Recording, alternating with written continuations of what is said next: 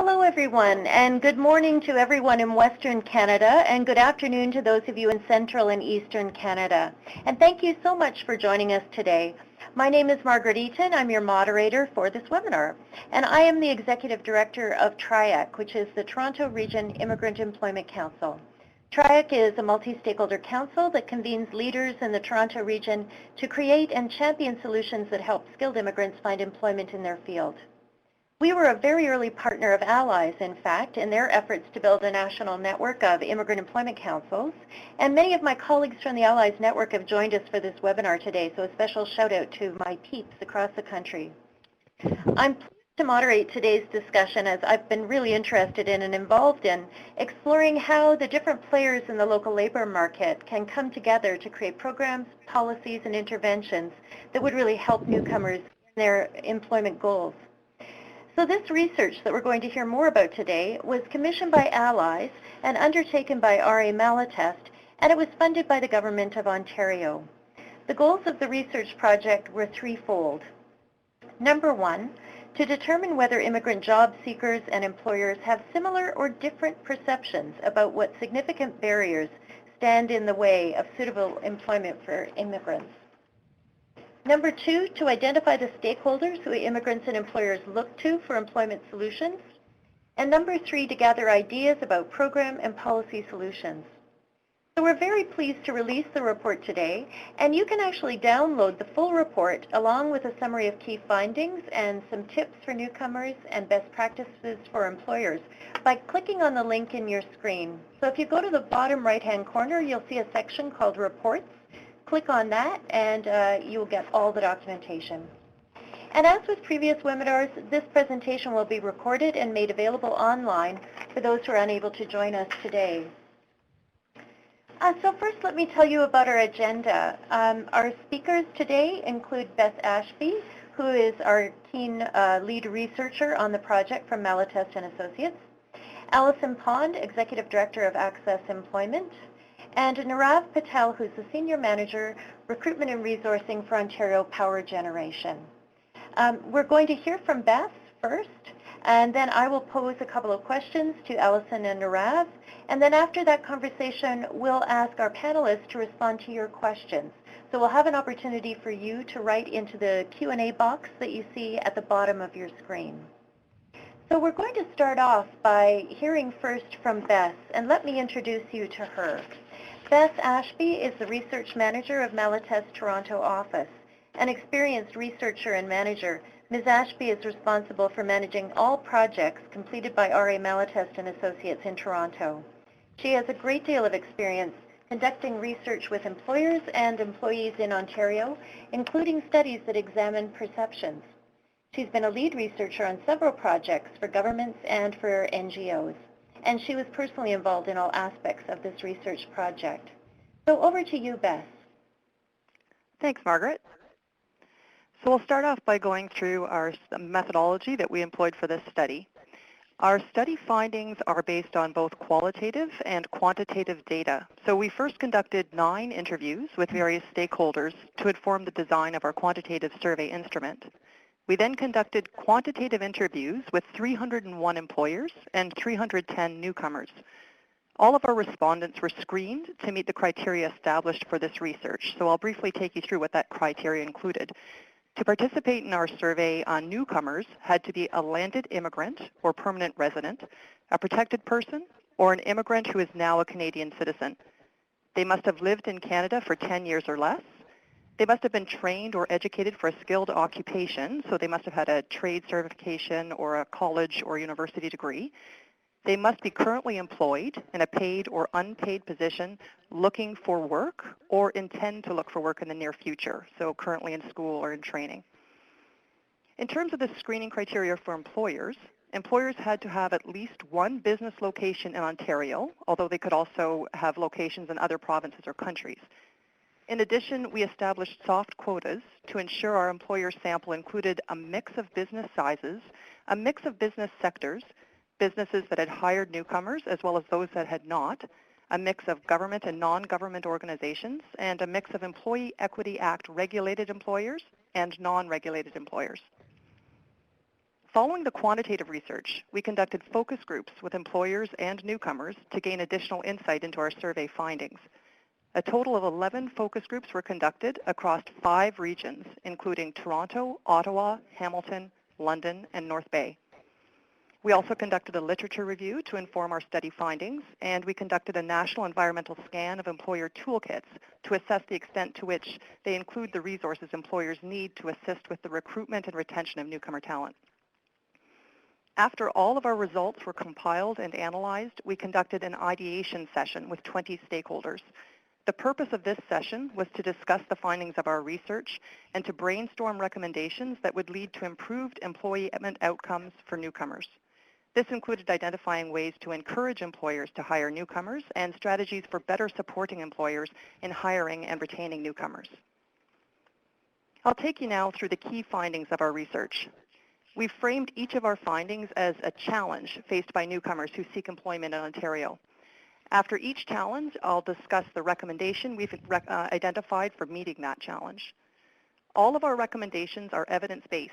In other words, they're based on our quantitative interviews, our qualitative focus groups, our literature review, and our discussions with key stakeholders. So the first challenge I'd like to talk to you about relates to newcomers' skills gaps. The chart at the far left of this slide compares newcomers and employers' perceptions of the barriers newcomers face when seeking employment in Ontario. The dark blue bars show the proportion of newcomers indicating that they experienced this particular barrier when seeking employment. And the light blue bars show the proportion of employers who told us they considered this challenge to be a very or fairly significant barrier for newcomers who seek employment in Ontario. I'd like to draw your attention first to the red circle around the language and communication skills bar at the top of the chart. As you see here, a total of 95% of employers told us that they consider language and communication skills to be a significant barrier for newcomers who seek employment in Ontario. This compares to just 27% of newcomers who told us they faced this barrier when seeking employment. The fact that so few newcomers consider language and communication skills a barrier they face when seeking employment suggests that they think they're well equipped to meet employers' expectations, but our study findings suggest that this isn't the case. When we unpacked this finding during our focus group sessions, employers told us that they require more than English language proficiency, and they said this is something many newcomers don't realize. In addition to English language proficiency, employers told us that they're looking for newcomers to demonstrate that they possess the soft skills necessary to adapt to the Canadian workplace culture.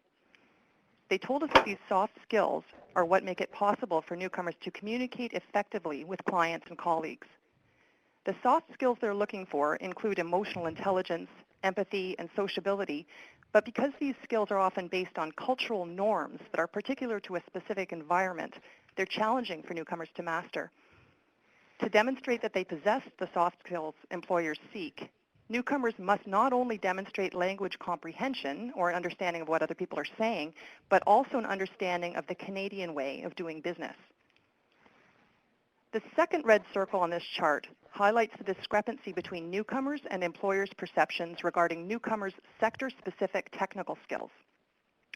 As shown on this chart, while 79% of employers saw sector-specific technical skills as a barrier for newcomers, just 24% of newcomers indicated that they'd face this barrier when seeking employment. During our focus group sessions, we asked about this result and discovered that what this finding refers to is not the technical skills themselves, but the ability of newcomers to use the sector-specific technical language required to practice in their field. So really, this finding also relates to a language and communication skills gap employers are seeing among newcomers, but which newcomers themselves don't recognize to the same extent. When we talk to employers in focus groups about the newcomers' skills gaps related to sector-specific technical language, they told us that what they're looking for here is newcomers' ability to play back the sector-specific language required to work within their occupation. Employers told us that newcomers who are applying for a position within certain industries like finance, healthcare, law, but are unable to use the correct technical language are not hired because of the risk they represent, both to employers and to clients or patients. The available literature suggests that many of the language courses available to newcomers are too basic to cover the sector-specific language proficiency required for employment within certain occupations. To mitigate these challenges, our research has identified the following solutions or recommendations. For government, our recommendation is to reassess the efficacy of current language training programs to ensure that they're enabling newcomers to demonstrate to employers that they possess the soft skills necessary to communicate effectively with clients and colleagues, and that they're helping newcomers learn the sector-specific technical language that many employers require. In addition, we've recommended that government consider funding occupation-specific mentoring programs, which newcomers can take before they arrive in Canada to better prepare them for the job market, and after they arrive as well. For agencies, we're recommending that they work more closely with employers so that they better understand what job ready means for the various jobs available within employers' organizations. We're also recommending that they develop sector-specific competencies among the staff within their agency. So this would help staff provide the sector-specific information newcomers need to find employment in their field. So this includes things like what credentials they require, specific exams they need to take, and so on. For newcomers, we've made both pre-arrival and post-arrival recommendations. Pre-arrival, we're recommending that newcomers participate in language training programs and connect with settlement agencies for help in better understanding what skills they require to find employment in Ontario. Post-arrival, we're recommending that newcomers attend networking events to meet others in their industry, that they participate in additional training programs that address sector-specific language skills, and that they get involved in their community to refine their soft skills. So this involvement can take a variety of forms, including volunteering, attending community events, or joining clubs or sports teams. Finally, for employers, we're recommending that they provide on-the-job training that will help newcomers meet their expectations, and that they work with immigrant-serving agencies to define what job-ready means for the various occupations within their organization. I'll move on now to discuss the second challenge we've identified, which is unconscious bias. Unconscious bias has been defined in literature as a prejudice we have or an assumption we make about another person based on common cultural stereotypes rather than on a thoughtful judgment. I'd like to turn your attention first to the high proportion of newcomers and employers who identified Canadian work experience as a significant barrier to newcomers' ability to find employment in Ontario. A total of 70% of newcomers identified Canadian work experience as a barrier they'd faced when seeking employment, and 64% of employers identified Canadian work experience as a barrier. In focus groups with newcomers' employers, it was revealed that the requirement for Canadian work experience is often a manifestation of an unconscious bias. Employers told us that although Canadian work experience is needed for certain types of jobs that require an understanding of the Canadian landscape, like jobs in government or in the legal profession, in many cases they included Canadian work experience as a requirement in their job posting because it demonstrated to them that the newcomer had been tested by someone else. It meant that the newcomer had worked in another organization and would therefore be coming to them with the ability to adapt to the Canadian work environment. They used Canadian work experience as a proxy for understanding the Canadian office culture. Looking now at the 89% of employers who saw educational qualifications or recognition as a significant barrier for newcomers, compared to the 43% of newcomers who saw this as a barrier, our research suggests that this finding does not imply that newcomers don't meet employers' educational requirements. In fact, we know the reverse is true. Our research findings indicate that skilled newcomers are a highly educated group with considerable work experience. A total of 94% of the newcomers who participated in our research indicated that they had a university degree, MA, or PhD, and 81% said they had work experience in a field related to their training. When we asked employers during focus group sessions to talk about the fact that 89% of them had indicated that education qualifications or recognition was a significant barrier for newcomers, they told us that the barrier was not that newcomers don't meet educational requirements, but that they have too much education or experience. In other words, they're overqualified for the positions for which they've applied. Several employers told us that they do not want to hire overqualified candidates for entry-level positions because they think the newcomer will leave for a better position after they gain work experience. Newcomers saw this as a manifestation of unconscious bias because they felt that employers used overqualification as an excuse not to hire them. They felt that it was discriminatory to cite their lack of Canadian experience as a reason not to hire them, and then refused to give them an entry-level position due to overqualification. They considered this catch-22 untenable. At the bottom of the chart, you'll note that just 27% of newcomers said that they'd faced racism or prejudice while seeking employment in Ontario, and just 33% of employers considered this a barrier for newcomers. However, during our focus group discussions, both employers and newcomers linked the issues of Canadian work experience and overqualification with the concept of unconscious bias. Employers admitted that they use Canadian work experience as a proxy for understanding the Canadian workplace culture. However, newcomers who lack this experience and are unfamiliar with the culture in Canada are frequently unable to adequately promote themselves through their resume or during the interview itself.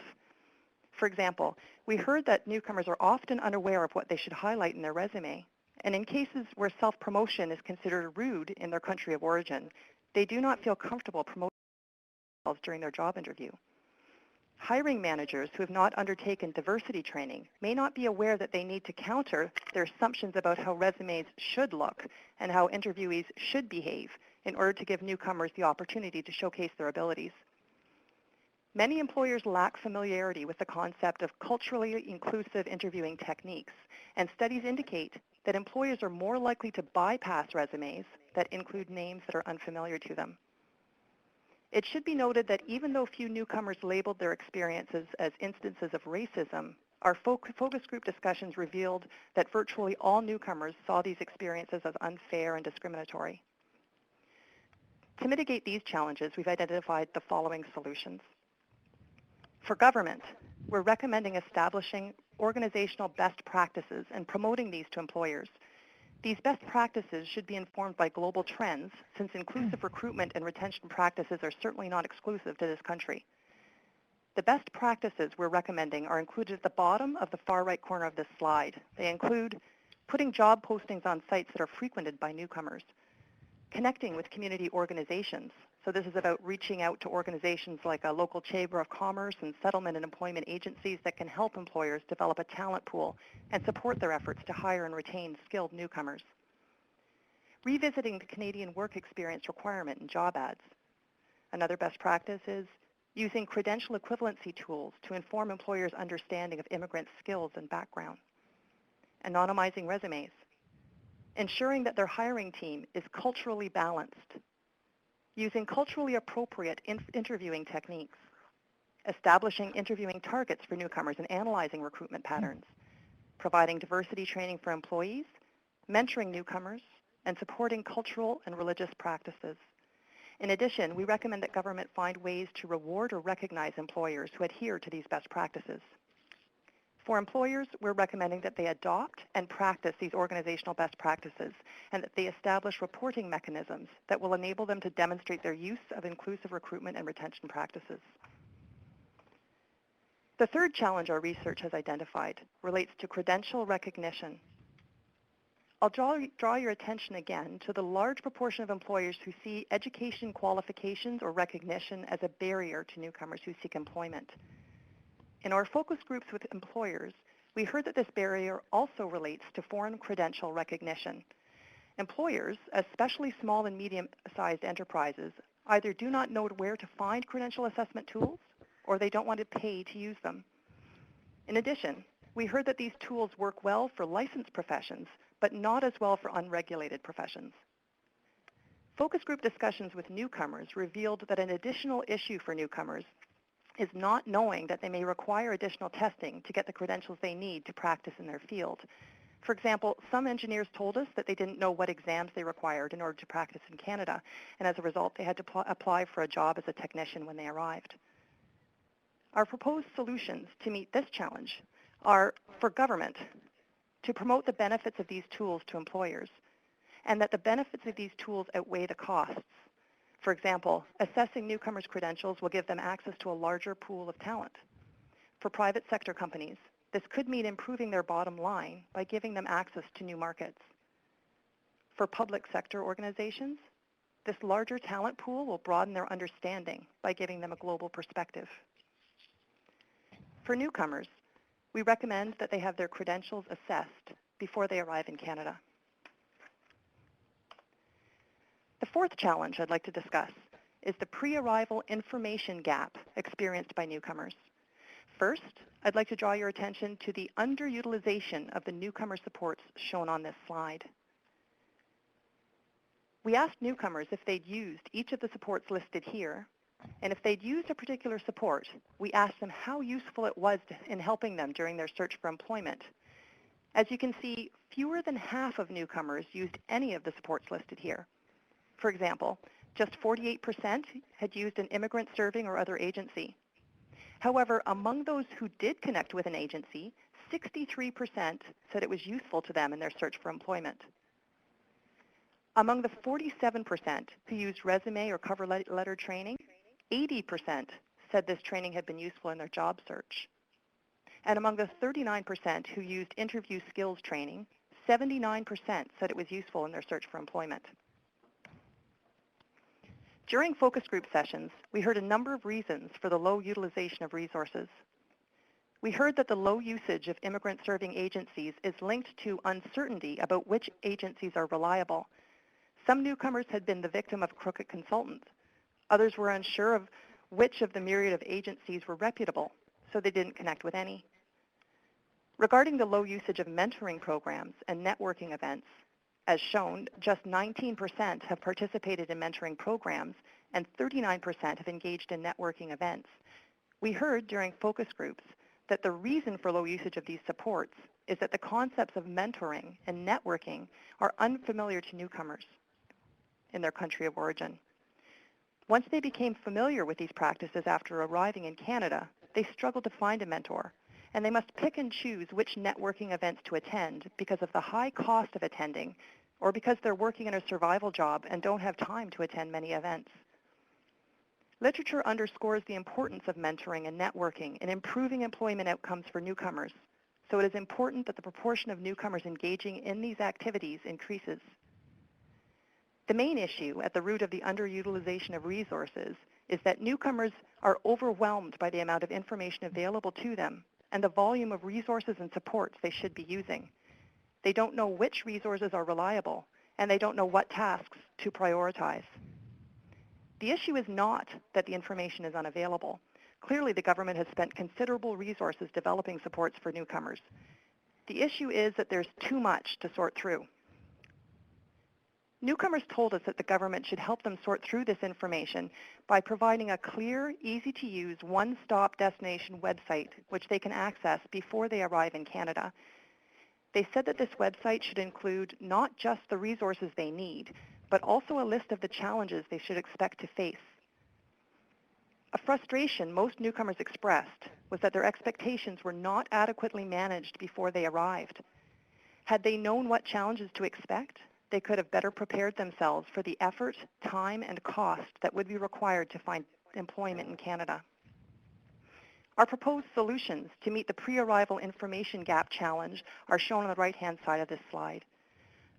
Our first solution relates to developing a more user-friendly government website that would be newcomers' first stop destination website.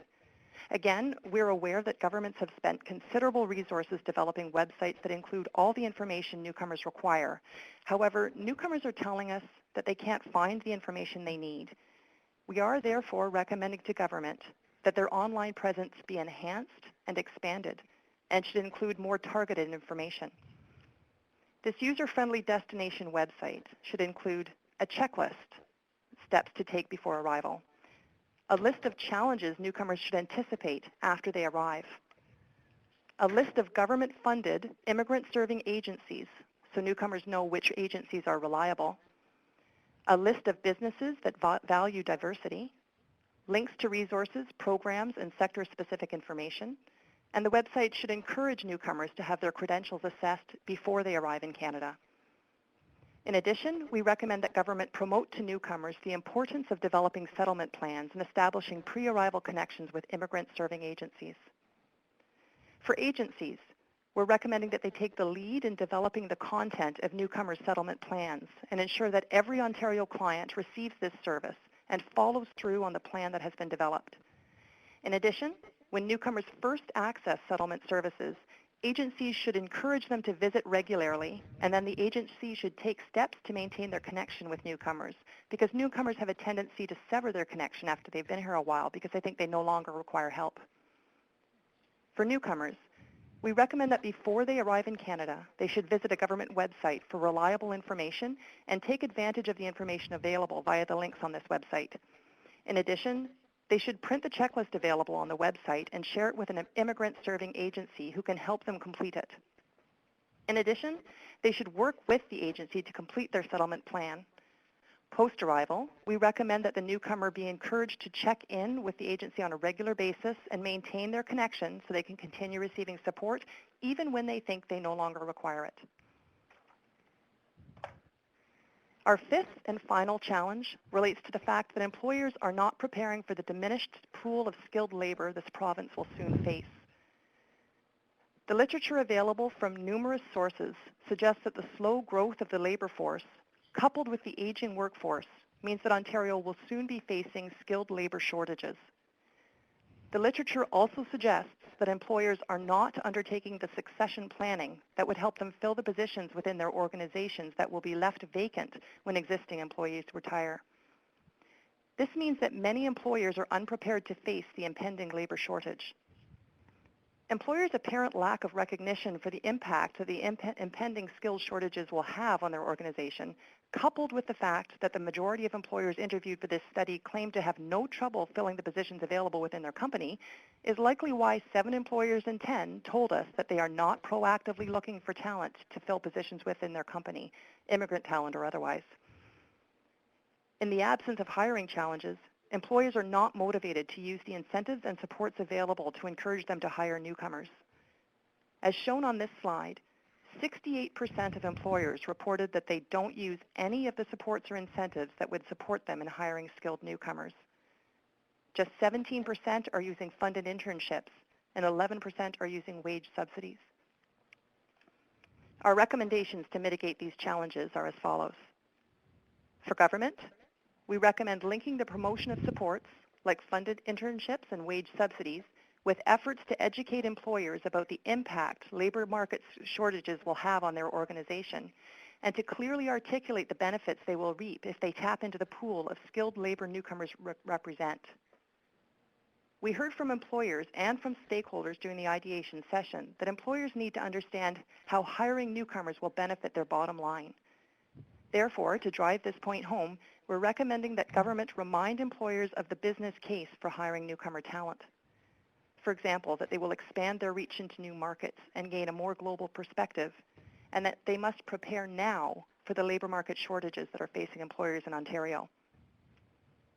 For employers, we're recommending that they share their story through testimonials, such as hireimmigrants.ca. During the focus groups and the ideation session, we heard that employers who have hired newcomers and understand the benefits they bring are newcomers' most powerful advocates and have the most impact on the behavior of other employers. That concludes the presentation of the key findings and recommendations of this study, so I will pass the reins back to you, Margaret. Thank you so much, Beth. That was just fascinating. I know we're going to hear some really interesting comments from our panelists and also questions from our audience members. But first, I would like to introduce you to our panelists, Alison Pond and Nirav Patel. Alison is Executive Director of Access Employment, a leading community-based employment agency that's helped thousands of individuals in the Greater Toronto Area find employment over its 29-year history. The organization actually specializes in helping new Canadians to find employment in their field of expertise. Alison is a member of the Board of Directors of TRIAC, my organization, thank you Alison, and the Toronto Workforce Innovation Group. She's a community representative on the Consultative Committee of the Office of the Fairness Commissioner of Ontario, and she's a member of the City of Toronto Newcomer Strategy Leadership Table. And Nirav Patel is an HR professional with 15 years of experience in HR generalist, organizational development, recruitment, and diversity roles. In his current role, Nirav is accountable to manage end-to-end recruitment processes for Ontario Power Generation, which is our province's public electricity generator.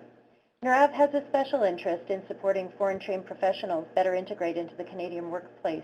He holds a Master's of Human Resource Management from York University and is a Certified Human Resources Professional. Thank you both for joining us today. I want to ask first, what stands out to both of you about what we heard from Beth today? Has anything surprised you in what you heard? Maybe I'll start with you, Allison. Sure. I think a fascinating report, and I guess for me, coming from the perspective of a service provider, it's around really some of the percentages of use of our services. I guess that's something, it doesn't surprise me, but it stands out, and it's something I guess that continues to sort of frustrate me, I guess, as a service provider and working with skilled immigrants.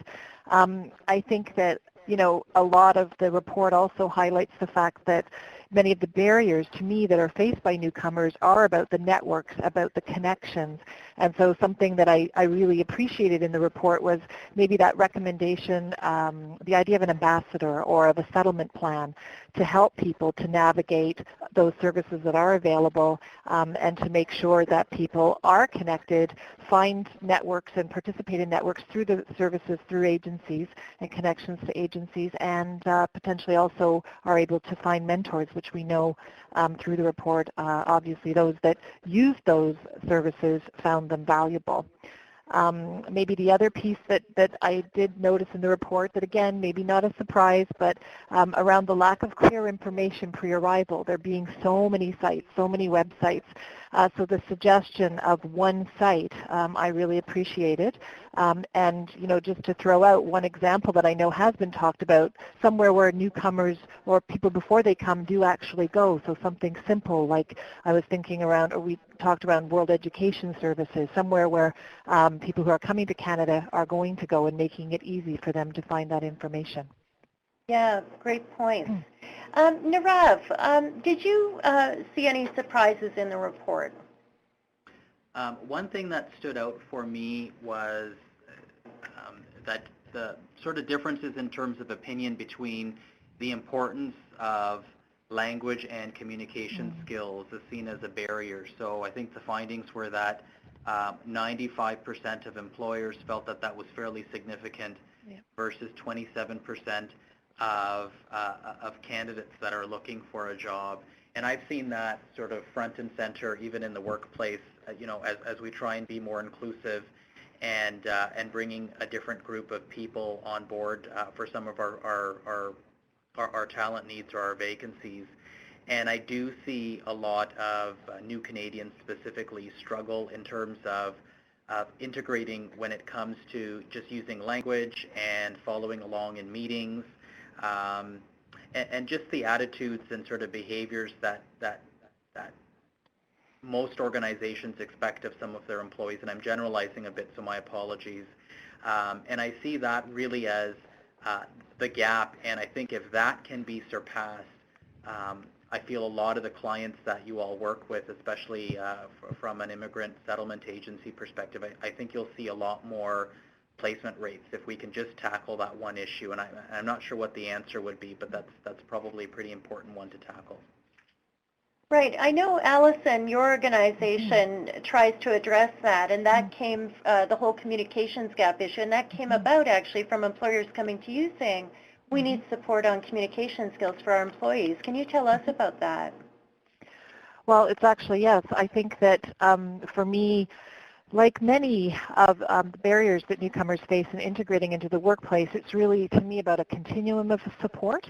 I would suggest that when it comes to soft skills or language skills, that, you know, that pre-employment preparation piece, we offer supports through our bridging programs that are sector-specific. That's something we also hear from employers, the significance of that sector-specific communication training. So those can be provided through bridge training programs, a series that we offer and a number of organizations offer to newcomers. But I think the other piece that's really significant is, again, that continuum. So it's not only about the preparation prior, but it has to continue continue into the workplace. So we refer to it as post-hire supports, retention supports, whatever people want to call it. But I think that employers need to be engaged in providing that kind of workplace communication supports that support people after they found work and once they're in the workplace. Another way of doing that might be through, for instance, internships. I noticed in the report as well that internships are not used as much as they could be, and that's an opportunity for people so the learning continues. There may be supports before people find that employment, but then it continues once they're employed. That's great. I want to tackle this thorny issue of Canadian experience, because we saw that the immigrants very much felt like that was a barrier for them, that they didn't have Canadian experience, and there were some really interesting recommendations in the report. Nirav, how does the OPG deal with that issue of Canadian work experience so that you make sure you get the best talent? Well, every organization has a different approach to hiring, and what we focus mainly on is skill development, or do they have the right skills, and do they have the right competencies. So we're not so fussed in where they get their experience. It's more, do they have the relevant experience? And so for our business, if you have utilities experience or power plant experience, albeit from a different part of the world, that's a real plus for us, because we certainly learn different aspects of where they came from and how they did things differently, and sometimes that might even lead to best practices. But I think it goes back to what the organization really values and how they really move forward with their recruitment process and their outlook on that. And that's a real hard question. It's just because every company is very different. Yeah, it is a tough one. Allison, from your perspective working with immigrants, how do you support them around that question of Canadian experience? I think it's a really a good question. I think, as the report actually suggested and spoke to, that often that Canadian work experience is a bit of a euphemism for unfamiliarity with education, training, workplace culture, right, different communication styles, et cetera. So for me, I think one of the most effective ways to, again, from a service provider perspective, to overcome that is where bringing employers, companies, into organizations to break through that unfamiliarity or to alleviate that. So bringing employers and skilled immigrants together through our services. So to me, it's about creating relationships, right? So, these are things that are spoken about, again, in the report, through mentoring programs, through things like speed networking, speed mentoring, introducing employers and their employees to international talent.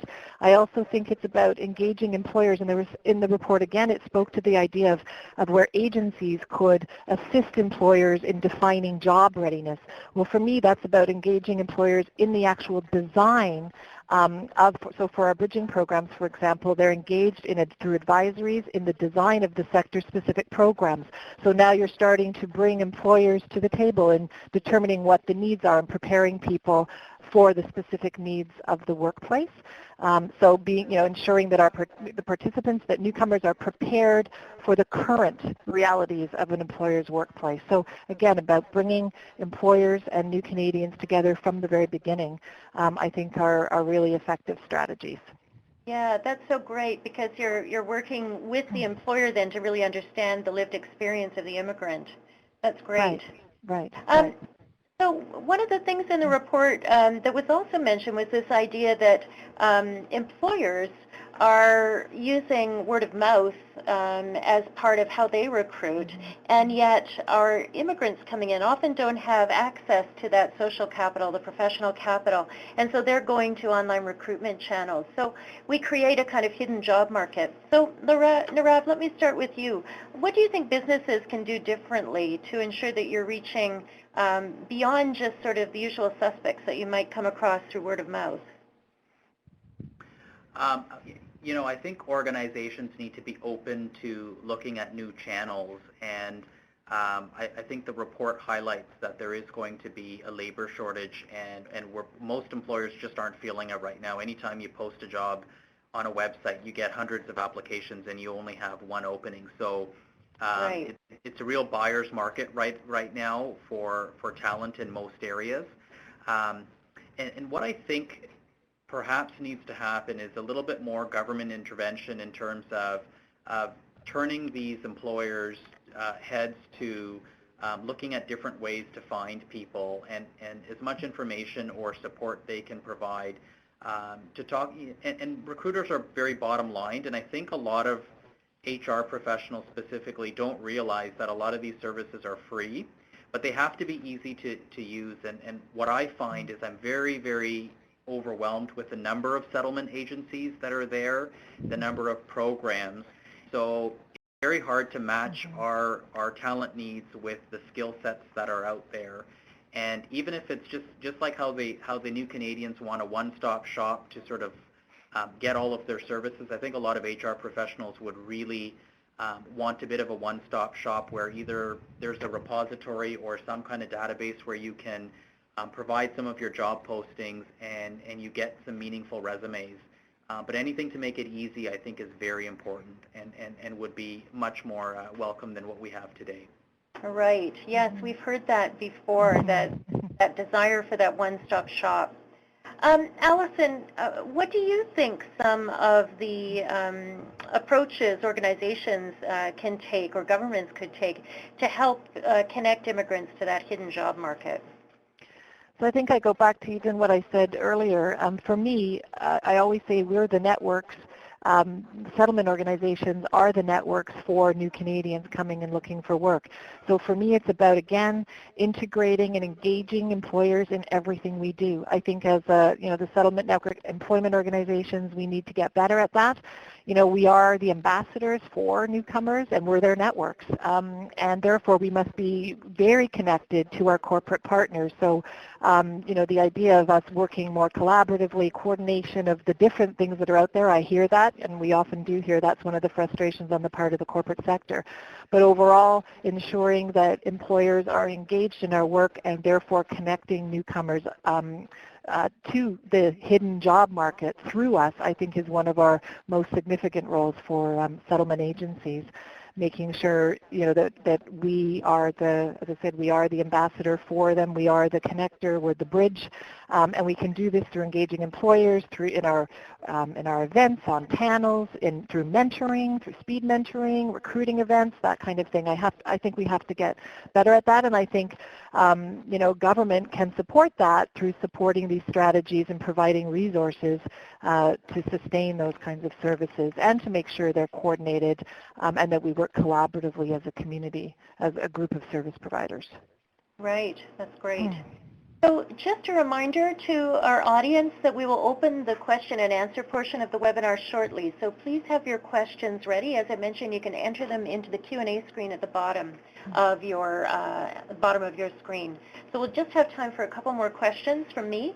Allison, you talked about this at the beginning when I asked you what surprised you. It's that issue around the use of the services. It's always disappointing to see that newcomers are not using the free services that are there for them, and the report spoke to some of the perceptions of that.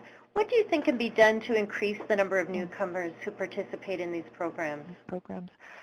Again, yes, I think as the report suggested, it's still the information is confusing, it's disjointed. We hear from employers, even our services disjointed. So I think, well, for one, I think, the idea of more promotion of the significance of services and how they do help, like this report suggests, and then the idea of linking newcomers to services pre-arrival, that ambassador idea, that service plan, I just think is a fantastic idea.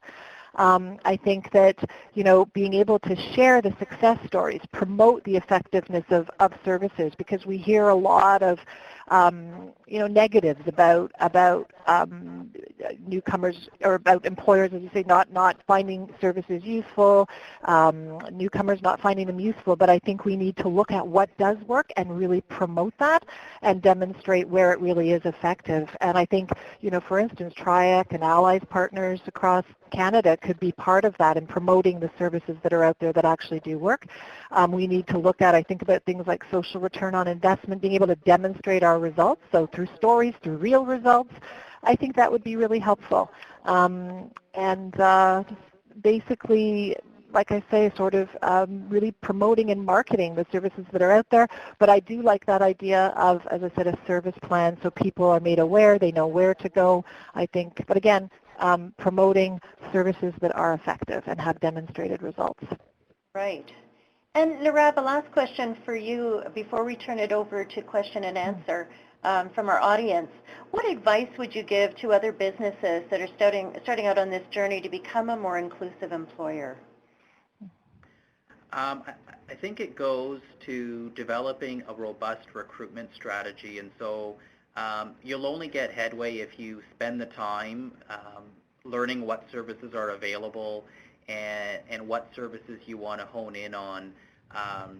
I myself have found a really good partnership with a school that has largely served sort of a new Canadian type population. That's sort of the entry-level program, and there's an employment component to it for internships, and I've just latched onto that. And so it's about starting small, I think, and starting somewhere. And we've had great luck with that particular program, and that's where we're choosing to spend most of our time and effort. And it's just about trying different things and being willing to explore some of those options. But you need time, and you need a bit of buy-in from your senior team to do that. Absolutely, yeah, great idea. I think partnerships are so key to success, such a key. We're going to go to our question and answers, and there's one question from Kalsum who writes, is there any way we can get information on networking events and some sort of training on what to do at networking events? And that's an interesting question. We hear that from our mentees in our program, that not everybody knows how to network. So what would you recommend? Perhaps this is a question for Allison. I think there are actually, it's services that are offered that teach people about networking. It's part of our preparing for the job search. We do offer sessions like that. So I think in terms of learning how to do it, I think also engaging in, again, as I said, the mentoring partnership, becoming, having people be mentees and being engaged as mentors. I think those are all where you learn about networking skills. But I think it is definitely something that is offered at some organizations, maybe not others. Maybe there's more sharing of best practices there that could happen, and maybe we could rely on TRIAC allies to help us share some of these best practices across Canada. Right. And there's a question from Nirav, or for Nirav. What are your employment numbers in the areas of diversity? So do you actually do a kind of census of your employees to find out how reflective the OPG is? We do. We're employment equity legislated, so we do a workforce census on a yearly basis. Right now, the workforce census only applies to our full-time regular staff, and we're not growing that part of our business, considering one of our facilities is going to be closing in 2020. But right now, in terms of visible minorities, the stats show that 23% of our employee group has identified as being a visible minority. But when I look at the non-regular staff that we have, that percentage is much greater. Yes, and we don't, because it's not, we don't have employment equity in Ontario, for example, we don't have that requirement to do a census amongst employers. So it's tough to know who has that information and not. And Leo asks, how do we identify and become aware of companies that have a program to encourage new Canadians to engage with their employment programs? Is there a list of such companies? So Nirav, do you have an answer for that one? Well, one thing I would do as a bit of a strategy is go to the government websites, whatever HRSDC is called. I know it's something different, but they have a list of all of the employers in Canada that are either legislated by employment equity or they're part of the federal contractors program. And there's hundreds and hundreds of them, and that might be a good start to sort of say, well, hey, I understand that you have a bit of an obligation to be shown to be complying with the Employment Equity Act, and here I am, and here I'm an organization that can assist you. But that may be a very good tactic to use, because those employers have to do something, and a lot of them may be struggling with what that something really needs to be. Right, so true. And I know there are lists like the top employers for new Canadians. There's a list of top 100. You can also check that out. Now I have a question for Beth to bring her back into our conversation. Beth, in your research, did you find that newcomers who take advantage of these types of supports that you've outlined, do they have better outcomes than newcomers who don't use them? Is there some evidence for that? Yeah, that's a great question. So there's a considerable amount of literature available that indicates this is the case. Our firm has conducted other research that shows that newcomers who use mentors or coaches while they're still in their country of origin have significantly better outcomes in finding employee opportunities that are commensurate with their education and experience than do newcomers who only receive essential skills testing. There are benefits of internships in helping newcomers secure employment, but one thing to note actually there is the literature suggests that unpaid internships or volunteer types of positions may not be successful in terms of translating into full-time jobs. There's a recent Volunteer Canada report that suggests that just 31% of those who volunteered in order to improve their prospects for employment said that that led to a job opportunity. In addition, there's the Ontario College of Teachers Transition to Teaching report, which found that while many newly licensed teachers, including internationally trained teachers, will volunteer at schools in order to get their foot in the door, there's no real evidence to suggest that the act of volunteering is actually translating into jobs. However, all of that being said, by and large, the literature definitely says that those who use supports like mentoring and internships do have better employment outcomes than do those who don't use these supports. Right. And there was a question, too, for you, Beth, about language skill. And I wondered, I think the question was, when we're talking about language skill and employers' perceptions, is it about Canadian accent or is it about actual language proficiency? Did you get a sense of that from your research? Yeah. I think Leo asked that. Yeah, that's a great question. So it seems to be less, the emphasis was less on the English language proficiency and more on the understanding of the soft skills and being able to adapt to the Canadian workplace and the cultural environment. So the proficiency itself seems to be somewhat less of a barrier than the understanding of and how to practice and demonstrate an understanding of soft skills. And in addition, as I'd mentioned during the presentation, the ability to play back the sector-specific technical language that's required. Right. So less about the basic skills. Yeah, and when you say soft skills, can you tell us exactly what you mean by that? Sure. So the soft skills were more about things like an understanding of how to play back some of the nuances that are embedded in the English language, being able to behave in the ways that are sort of commonplace in Canada, an understanding of nuances, and so on. So it's a kind of a difficult concept to teach, which is one of the challenges in these types of courses that try to teach soft skills. And it's kind of a slippery concept as well in terms of articulation because it is so embedded in the cultural norms of the country. But it's really behaving. It's both behavior-based and understanding the nuances that are embedded in the language.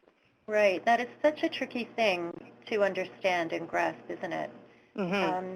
That's great. We have a question for Nirav here in regards to recruitment for your organization, Nirav. What type of practices have you put in place to ensure an inclusive recruitment process? At least on the temp side, what we get is resumes coming in through a third party, and so that often has removed some of the biases. So we are very clear on what our expectations are in terms of skill sets required, and we leave it up to the agency, and we do a lot of referring to the agency directly from different HR sources and specifically immigrant serving organizations that connect with me. I send those resumes over, and so they do a lot of the vetting, and then they provide a short list to the hiring manager, and that often has worked well because it's essentially removed a lot of the hiring managers in terms of their ability to network in their own way to get resumes. Right, great idea. And the same questioner, ACAP, also asks, what issues did you recognize in the recruitment process that acted as barriers to immigrant talent? One of the big things that we're struggling with is the techniques to use for this particular population. So we broad brush it, right? So, and I'm really struggling with this. So if there are people who have suggestions or comments, by all means, please do get a hold of me. But we do a lot of competency-based and behavior-based interviewing, and a lot of that involves typical things like selling yourself and talking about specifically what you did. And the research does show, and real live examples that I've been a part of really show that immigrants generally are not great at selling themselves or having that elevator speech. And so I'm struggling with what we do differently so that we're not excluding that population, but we're also treating them fairly with other candidates that may be in our talent pool as well. And it's a bit of a slippery slope because you want to have a very consistent process, but you want to have one that's being inclusive to all people as well. Right, that is a hard one. Allison, do you have any thoughts on that? How do you get around that issue in hiring? Any ideas? Well, when it comes to actual interviews and the idea of having, interviews that are appropriate, I guess, to hiring newcomers and that are fair, I think that's something maybe you, like through TRIAC and your hireimmigrants.ca, there's all kinds of sort of best practices and tips around that, and I think that was sort of one of the suggestions, again, in the report, was that sharing of information. Instead, what I would say from our perspective is, again, that's why we try to, as I've used the phrase, being the ambassadors for our clients. So we work with employers and look for different ways where we can overcome maybe the traditional hiring practices of the formal. I mean, we do preparation, interview preparation, absolutely, but on our end, we try to bring in recruiters through our speed mentoring events so that they're meeting people in a different way, and it's not in the formal interview, and those things tend to be strategies we use. And then our relationships with employers, so we're, again, being that broker or that sort of ambassador. So, I mean, in terms of alternative strategies, that's the kind of thing that we do, as opposed to, I think there is information, and there are, through TRIAC, I think, right? And some of your information, on ways to do interviewing, and some of that is actually suggested in the report, I think, some of those strategies. True, yes. Not to plug our organization too much, but thank you for that opening. If you check out our TRIAC campus, we include recruiting tools for employers to help them to have those fair employer engagements with new immigrants so that it does level the playing field. So check us out.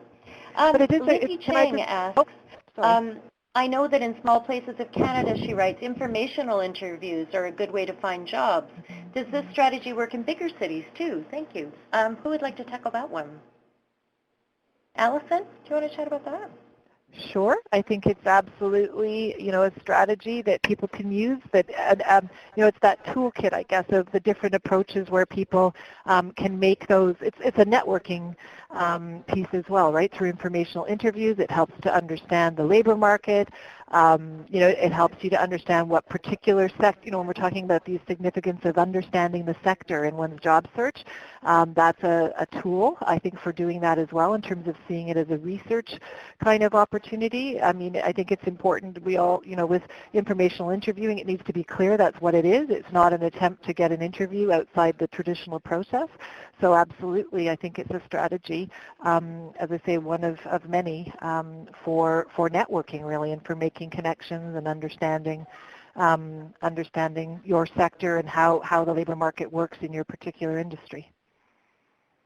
Terrific. If I could add to that comment really quick, yes. I think the success of getting an information interview with an employer goes into the approach you use to introduce yourself and what specifically you're looking for. Right.